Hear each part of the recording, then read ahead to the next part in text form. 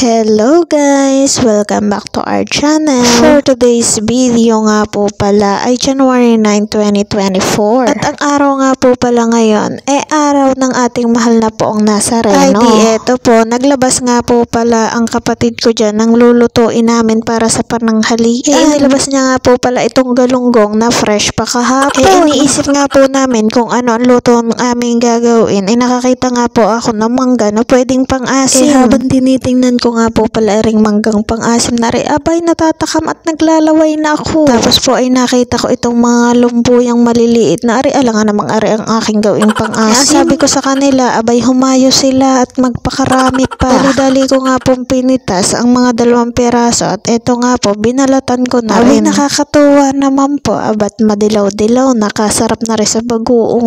Di syempre itong si Budidang nyo nag-isip ng paraan. Nakakita nga po pala ako ng luya na yan. Yan nga po palang luya na yan ay binigay ni Inay. Buti na lamang po at sagana kami sa luya doon sa bundok. Ako ang aking lulutuing inasima ng mangga ay magiging paksiw. Dahil nga po na iba ang aking balak doon sa manggang aking kinuha. Buti na nga lang po at may pauwi rin si Inay sa amin dito na talong. Abay di ito ang aking ipangsasahog. Agad ko ngang hinugasan at hiniwa-hiwa itong talong. Sabi ko nga'y final na, paksiw na ang aking lulutuin. Pagkahugas nga po, di hiniwa-hiwa ko na at nang maisama ka ako din sa isda. At ito naman pong aking nakuhang mangga, may bagoong, di pagkasarap talaga nito. Di yari na, talo-talo muna tayo. Sabi ko nga, biglang naiba yung aking desisyon ng aking lulutuin. Bakit naman hindi mag-iiba? Pwede ko naman palang isawsaw na din sa bagoong ering mangga. Di ang nangyari, napakasarap pa ng aking merienda. Sabi ko pa nga'y nasa tamang desisyon ako at napakadali lang naman lutuin ng paksiw. Nakapag-merienda na nga ako, abay nakapagluto pa ako ng ulam. Paano po ba yan? Maraming salamat po sa panonood. Follow our page and subscribe our YouTube channel.